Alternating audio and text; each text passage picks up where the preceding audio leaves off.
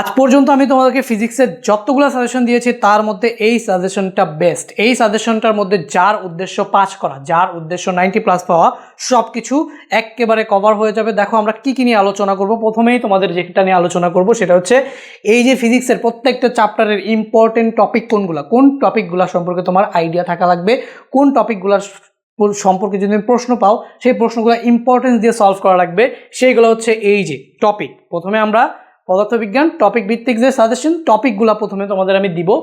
এরপরে দেখো তোমাদের টেস্ট পেপার কত সুন্দরভাবে তোমাদের অ্যানালাইসিস করে একটা রিসোর্স, আগুন রিসোর্স ভাই। যারা এই রিসোর্সটা ফলো করো তারা আমি তো বলবো জাস্ট এই টেস্ট পেপারের অ্যানালাইসিসগুলা সলভ করার মাধ্যমেই তুমি পাস, আর কিচ্ছু করার দরকার নাই। আচ্ছা, প্রথমে আমি এগুলো আলোচনা যদি করি, এগুলো শুধুমাত্র গ ঘ কভার করবে, ক খ কিন্তু কভার করবে না। ক খ কোথায় আলোচনা করবো? ভিডিওর শেষে। তো এখান থেকে আমি তোমাদের এই যে টেস্ট পেপার অ্যানালাইসিস থেকে প্রশ্নগুলো কোনগুলো করবা সেটা আমি দিয়ে দিবে। এই যে এগুলো যাদের কাছে পাঞ্জেরি টেস্ট পেপার আছে তাদের কাছে তো আছে, আর যাদের কাছে নাই তারা কিন্তু আমার থেকে নিয়ে নিতে পারো, ঠিক আছে? সলিউশন সহ আমি তোমাদের এই পুরো প্যাকেজটা দিয়ে দিব। এই যে প্রথমেই তো বললাম ইম্পর্টেন্ট টপিক, এরপরে হচ্ছে এই যে টেস্ট পেপারের আরেকটা পার্ট, সেটা হচ্ছে কি বলতো, চ্যাপ্টার অ্যানালাইসিস। চ্যাপ্টার তো 14টা চ্যাপ্টার থেকে তো তুমি প্রশ্ন আসবে না, আসবে কয়টা চ্যাপ্টার থেকে? ধরো 8টা চ্যাপ্টার থেকে। 8টা চ্যাপ্টার থেকে কি তুমি অ্যান্সার করবা? 8টা চ্যাপ্টার থেকেও তো তুমি অ্যান্সার করবা না। অ্যান্সার করবা কয়টা চ্যাপ্টার থেকে? 5টা চ্যাপ্টার থেকে। তো চ্যাপ্টার সিলেকশনটা কি গুরুত্বপূর্ণ ভূমিকা রাখে? তো সবার আগে চলো আমরা চ্যাপ্টার সিলেকশনটা নিয়ে আলোচনা করি। তো প্রাথমিক দিকের আমাদের আলোচনা কিসের উপর? শুধুমাত্র সৃজনশীলের গ ঘ, পদার্থবিজ্ঞানের সৃজনশীলের গ ঘ। কখর জন্য কি করবো? আচ্ছা যাক, আলোচনার পিছায় কখর জন্যটাও বলে দিই। কখর জন্য ভাই কিচ্ছু করার দরকার নাই। তোমার কাছে টেস্ট পেপার আছে তো? আসে না? যে কোনো একটা টেস্ট পেপার হোক 22 সাল 23 সাল, অথবা গাইড যা থাক, অথবা সাপ্লিমেন্ট যা থাক, তোমার কাছে কিছু না কিছু তো আছে। জাস্ট বোর্ড কোয়েশ্চেন পড়ো, যত প্রিভিয়াস বোর্ডে যতগুলা কখ আছে সবগুলা পড়ো। তারপর হচ্ছে তুমি টেস্ট পেপারের প্রশ্নগুলো দেখো, মানে টেস্টের আসা কোয়েশ্চেনগুলো তুমি দেখো তো নতুন কিছু পাও কিনা। যদি নতুন কিছু পাও সেটাও পড়ে ফেলো। তুমি দেখবা যদি বোর্ড কোয়েশ্চেনগুলো যদি শুধু সলভ করো, কত থেকে কত সাল পর্যন্ত? 17 থেকে 24 সাল পর্যন্ত। যদি না থাকে তোমার কাছে তাইলে কি 19 থেকে 24 সাল পর্যন্ত যতগুলা বোর্ড কোয়েশ্চেন আছে কখ, যদি তুমি পড়ে ফেলো, এরপরে তুমি যখন টেস্ট পেপারগুলো যারা এই 25 সালে যেই টেস্ট পেপার থেকে যে প্রশ্নগুলো আসছে সেগুলো যদি পড়তে যাও, দেখবে কি নতুন কিছু নাই। কয়েকটা প্রশ্ন, খুবই হাতে গোনা কয়েকটা নতুন প্রশ্ন তুমি পাবা, সেগুলোও পড়ে ফেলো। হয়ে গেল ক খ। এবার আসো গ ঘর আলাপ আলোচনায়। তো গ ঘর জন্য তো তোমাকে চ্যাপ্টার সিলেক্ট করতে হবে, ক খর জন্যও করতে হবে। ক খর জন্য বলতে গেলে হচ্ছে তোমার ম্যাক্সিমাম চ্যাপ্টারই পড়ে ফেলতে হয়, বুঝছো? কারণ ক খটা তোমার হচ্ছে এমন হয় যে 2-3টা মানে এক চ্যাপ্টার থেকে গ ঘ আসে, এক চ্যাপ্টার থেকে ক খ আসে, মিক্স করে আসে। তো ক খটা বলা যায় না সবগুলো চ্যাপ্টারই, মানে মোটামুটি সবগুলো চ্যাপ্টারই পড়া উচিত। তারপরেও ক খর জন্য সিলেক্টিভ চ্যাপ্টার তুমি পড়তে পারো, গ ঘর জন্য তুমি সিলেক্টিভ চ্যাপ্টারই পড়তে হবে। গ ঘর জন্য তুমি সব পড়ে যেতে পারবে না, সিলেক্টিভ চ্যাপ্টার পড়তে হবে। চলো আগে চ্যাপ্টার সিলেক্ট করি। তো চ্যাপ্টার সিলেক্ট করব সে কীভাবে, সেটা তোমার বোর্ডের জন্য। আমি তো তোমাকে ওভারঅল বলবো, সব বোর্ডের জন্য বলবো, বাট তোমার বোর্ডের জন্য তুমি আরও সেইটাকে শর্ট কীভাবে করবা সেটার ট্রিক্স আমি তোমাকে দেখাবো। সেটার জন্যই ভাইয়া এখানে এই যে কোয়েশ্চেন অ্যানালাইসিস পার্টটা রাখছি। এখান থেকে আমি তোমাদের দেখায় দিব যে তোমার বোর্ডের জন্য ইম্পর্টেন্ট প্রশ্ন কোনগুলো হবে, সেগুলো তুমি নিজে বাছাই করবা কিভাবে সেটা। তার আগে এখানে আমি তোমাদের একটুখানি চ্যাপ্টার সিলেকশনটা নিয়ে একটু আলোচনা করে নিই, যে ঠিক আছে ভাই আমি চ্যাপ্টার কোনটা কিভাবে সিলেক্ট করব। ঠিক আছে, তো চ্যাপ্টার সিলেকশনটা নিয়ে আলোচনা করি। তো চ্যাপ্টার সিলেকশন দেখো, যদি আমি বলি একের কথা, চ্যাপ্টার একের কথা, তো চ্যাপ্টার একের কথা কি বলবো? চ্যাপ্টার 1 থেকে তোমার হচ্ছে প্রশ্ন তো আসে, কোনো বোর্ডে আসে, কোনো বোর্ডে আসে না, কম আসে বেশি আসে, বাট আসে না এমন না, আসে। তো চ্যাপ্টার 1 থেকে আসলেও অনেকেই সেই চ্যাপ্টার 1 থেকে অ্যান্সারই করে না। তো চ্যাপ্টার 1টাকে আমি আপাতত স্কিপ করতেছি, ঠিক আছে? অনেকের কাছে কঠিন লাগে, পড়ে না, অ্যান্সার করে না, বাট চ্যাপ্টার 1টাও সহজ।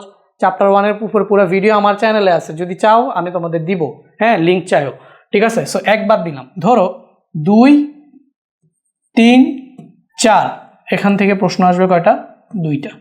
মোটামুটি ঘুরে পেঁচায় প্রায় সব বোর্ডেই 2টা প্রশ্ন আসবে। 2, 3, 4 থেকে কয়টা প্রশ্ন আসবে? 2টা, ঠিক আছে? তারপর হচ্ছে 5, 6, 7 এখান থেকে প্রশ্ন আসবে কয়টা? 2টা, ঠিক আছে? 5, 6, 7 থেকে কয়টা আসবে? 2টা। 10, 11, 12 10, 11, 12 এখান থেকেও প্রশ্ন আসবে কয়টা? 2টা। তাহলে আর বাকি থাকে কি? আর বাকি থাকে হচ্ছে 8, 9, 14। ধরো 8, 9 আর হচ্ছে 14, এখান থেকেও আসবে কয়টা, ধরো 2টা। ওভারঅল এই কম্বিনেশনের ভেতর থেকেই তোমার যে কোনো বোর্ডে 8টা প্রশ্ন আসবে। তুমি যেই বোর্ডে থাকো না কেন, যে কোনো বোর্ডে এই যে হচ্ছে গিয়ে তোমার এইটা এই যে এই কম্বিনেশন থেকে 8টা প্রশ্ন কিন্তু তোমার ঘুরে ফিরে আসবে। এই কম্বিনেশন ফলো করবে এটা। তো তুমি যে কোনো 2টা বা 3টা কম্বিনেশন ফলো করতে পারো, ঠিক আছে। বা তুমি আগে থাকতে পড়া আছে, কিছু চ্যাপ্টার বাদ দিছো, চ্যাপ্টার সিলেক্টিভ আছে, সেটাও তো কথা। তো আজকের এই ভিডিওটা থেকে তুমি আবার একটু মিলায় নাও, তুমি যে আগে থাকতে যেগুলো সিলেক্ট করে নিছিলা সেই সিলেকশনে কোনো ভুল নাই তো, এই জিনিসটা জাস্ট মিলাও যদি সিলেক্ট করা থাকে। আর যদি সিলেক্ট করা না থাকে তাহলে নতুন করে কীভাবে সিলেক্ট করবা একদম এক্সামের আগ মুহূর্তে, খুবই বুঝে শুনে সিলেক্ট করতে হবে, সেই বিষয়টা আমি তোমাদের আজকে দেখাচ্ছি। তো এখান থেকে দেখো, আমার রেকমেন্ডেশন মতে তুমি যদি বলো যে ভাই আমাকে শুধুমাত্র 5টা চ্যাপ্টার দেন যে কোনো বোর্ডে, যাতে অ্যাটলিস্ট 3টা অথবা 4টা কোশ্চেন আমি কমন পাই, 5টাও পেয়ে যেতে পারি, এরকমভাবে দেন। অ্যাটলিস্ট 3টা যাতে পাই, ঠিক আছে, অ্যাটলিস্ট 3টা যাতে পাই। আপনি 5টা প্রশ্ন দেন, খুবই ইম্পর্টেন্ট, 5টা চ্যাপ্টার দেন যেখান থেকে আমি 5টা প্রশ্ন পাবো, অথবা 3টা যাতে আমার মিস না হয়। আপনি যে 5টা চ্যাপ্টার বলবেন 3টা যাতে আমার মিস না হয়, ওরকম চ্যাপ্টার দরকার তোমার। দেখো ফার্স্ট অফ অল তুমি 11 থেকে মিস হয় না, ঠিক আছে, 11 থেকে মিস হয়ই না, বলতে গেলে হয়ই না। এই একটা চ্যাপ্টার ফিজিক্সে, শুধুমাত্র এই একটা চ্যাপ্টার যেটা থেকে প্রশ্ন কখনোই মিস হয় না, এই জন্য চুপচাপ এটা দিয়ে দিতে পারলাম 11, ঠিক আছে। 11 থেকে একটা পাবা। এখন বাকি চ্যাপ্টারগুলো তোমাকে যদি আমি দিতে চাই তাহলে আমার একটুখানি হাত কাঁপবে, ঠিক আছে, কারণ বাকি চ্যাপ্টারগুলো থেকে এমনও হয়েছে কোনো বোর্ডে আসে একবার, আরেকবার আসে না, একবার আসে আরেকবার আসে না, তারপর আমি তোমাকে দিচ্ছি। দেখো আগেরবার বোর্ডগুলোতে সবচেয়ে বেশি 2 থেকে আসছে, এবার বোর্ডগুলোতে 3 থেকে আসার সম্ভাবনা অনেক বেশি। তাহলে আমি দিলাম ধরো 3, ঠিক আছে, 2, 11, 3, তারপরে তোমাকে আমি দিলাম ধরো 5, তারপর আমি তোমাকে দিলাম হচ্ছে 7, 11, 3, 5, 7, আর একটা চ্যাপ্টার দিয়ে দেই, সেটা হচ্ছে গিয়ে ধরো 12, আরেকটা দিয়ে দিই হচ্ছে 4। তো যাও 6টা দিলাম, 2, 4, 6। তো 11, 3, 5, 7, 12 আর 4, এই যে 6টা চ্যাপ্টার দিলাম, 6টা থেকে 5টা প্রশ্ন চলে আসতে পারে যে কোনো বোর্ডে, আর 3টা প্রশ্ন এখান থেকে আসবেই শিওর, যে কোনো বোর্ডে এই 6টা চ্যাপ্টার থেকে 3টা প্রশ্ন তুমি পাবাই। তো তোমার যদি অবস্থা ভালো না হয়, 6টা চ্যাপ্টার পড়ে ফেলো, ইজিলি তুমি পাস করবা। এখন এগুলো তো আমি তোমাকে ওভারঅল বললাম যে ওভারঅল সিনারিওটা কীরকম হইতে পারে, হ্যাঁ। এখন তোমার নিজের বোর্ডের জন্য তুমি দেখো, তো আমি অ্যাজিউম করে নিচ্ছি যে তুমি ঢাকা বোর্ডে, আচ্ছা এটা একটু লিখে নাও, কারণ আমি এখনই চেঞ্জ করলে এটা মুছে যাবে। তো এগুলো যদি তোমার লেখার দরকার পড়ে লিখে নাও, ঠিক আছে, ওকে। সো এইখান থেকে দেখো, আমি ধরে নাও যে আমি ঢাকা বোর্ডের স্টুডেন্ট। কোন বোর্ডের স্টুডেন্ট? আমি ঢাকা বোর্ডের স্টুডেন্ট। এখন আমি চাইতেছি আমি চ্যাপ্টার সিলেক্ট করব, ঠিক আছে। তো ঢাকা বোর্ডের স্টুডেন্ট, আমি চ্যাপ্টার সিলেক্ট করব। তো এখানে আমি করব কি, ফার্স্ট অফ অল এই যে ফার্স্ট চ্যাপ্টারের দিকে তাকাবো, ফার্স্ট চ্যাপ্টারটাকে আমি বাদ দিব নাকি দিব না। তো ফার্স্ট চ্যাপ্টারের দিকে যদি আমি তাকাই, আমি দেখতে পাবো যে 24 সালে 23 সালে কি আসছে। দেখো সৃজনশীল প্রশ্ন 23 সালে ঢাকা বোর্ডে চ্যাপ্টার 1 থেকে আসছে, ঠিক আছে। 24 সালে আসে নাই, হ্যাঁ, 22 সালে আসছে। 24 সালে যেহেতু আসে নাই, তাহলে এবার 25 সালে আসার পসিবিলিটিস আছে। কত পার্সেন্ট? ধরে নাও 90% পসিবিলিটিস আছে যে আসবে, ঠিক আছে। সো চাইলে আমি এটাতে ইম্পর্টেন্স দিতে পারি, ঠিক আছে, চাইলে এটাতে ইম্পর্টেন্স দিতে পারি, ওকে। তো এরকমভাবে আমি বুঝলাম যে আচ্ছা ঠিক আছে, চ্যাপ্টার 1টাতে চাইলে আমি ইম্পর্টেন্স দিতে পারি। এবার চ্যাপ্টার 2 এর কথা চিন্তা করি। দেখো চ্যাপ্টার 2-এ ঢাকা বোর্ডে সৃজনশীল আসে নাই, চ্যাপ্টার 2 থেকে আসে নাই, ঠিক আছে। তাহলে চ্যাপ্টার 2 থেকে যেহেতু আসে নাই, তাহলে চ্যাপ্টার 3 থেকে আসছে কিনা দেখি, কারণ 2 আর 3 মিলায় জিলায় আসে। চ্যাপ্টার 2 থেকে যেহেতু আসে নাই, 3 থেকে আসছিল কিনা, হ্যাঁ, 24 সালে ঢাকা বোর্ডে চ্যাপ্টার 3 থেকে সৃজনশীল আসছে। তাহলে চ্যাপ্টার 2 আর 3 এর মধ্যে আমি কোনটা সিলেক্ট করব? চ্যাপ্টার 2 আর 3 এর মধ্যে ঢাকা বোর্ডে আমি সিলেক্ট করব হচ্ছে কত বলো তো, চ্যাপ্টার 2, বুঝছো? আমি সিলেক্ট করব চ্যাপ্টার 2, যেহেতু চ্যাপ্টার 2 আগের বার আসে নাই, এবার 3 না এসে চ্যাপ্টার 2 আসতে পারে।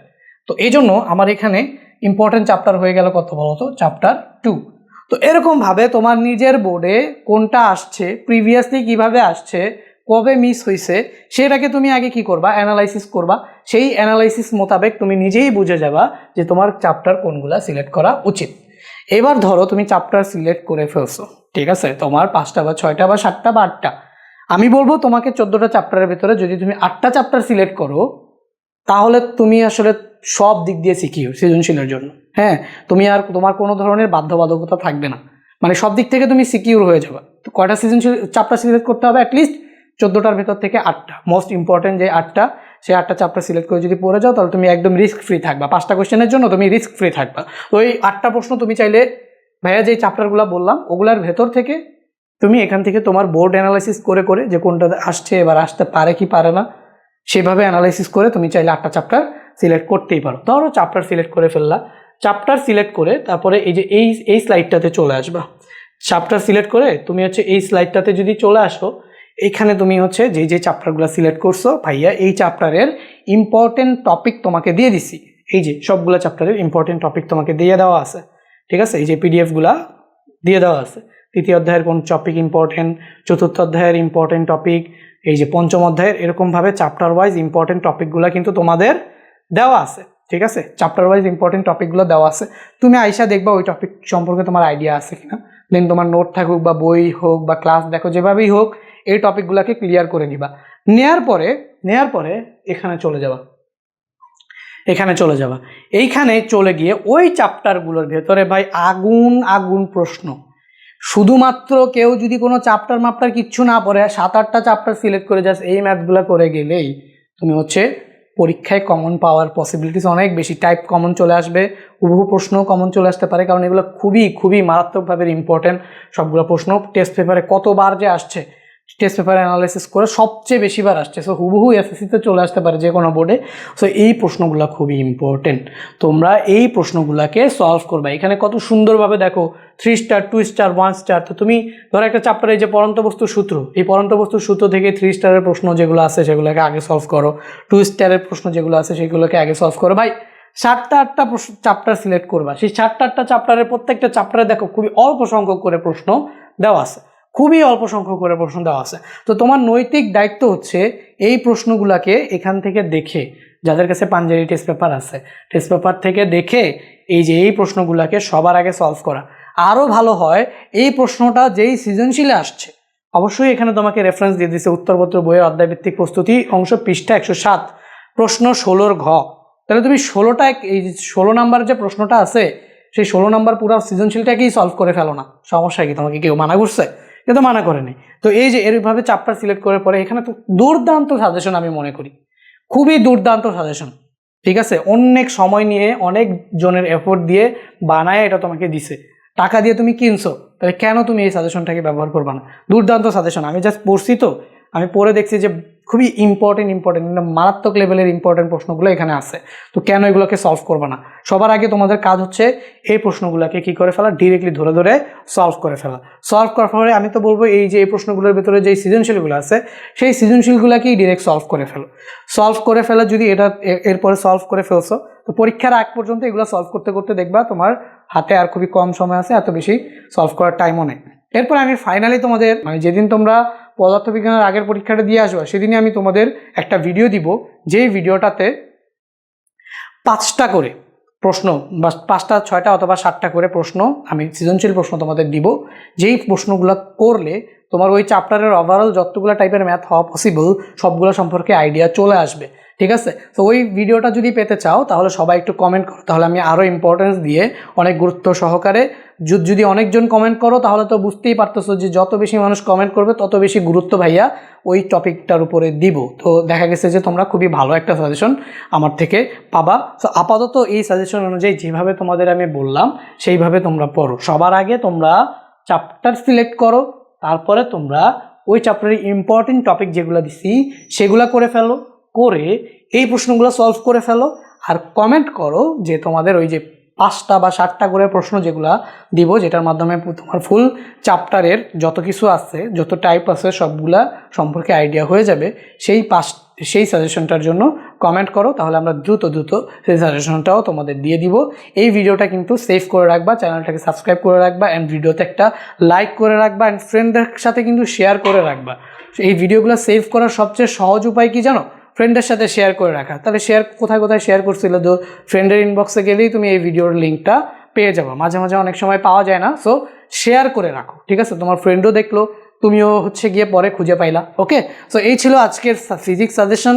লাস্ট ফিজিক্সের উপর একটা সাজেশন আসবে, সেটা তো মাত্রই বললাম তোমাদের কমেন্টের ভিত্তিতে। ওকে, তো দেখা হবে সেই ভিডিওতে। ততক্ষণ পর্যন্ত সবাই ভালো থাকবে। আল্লাহ হাফেজ।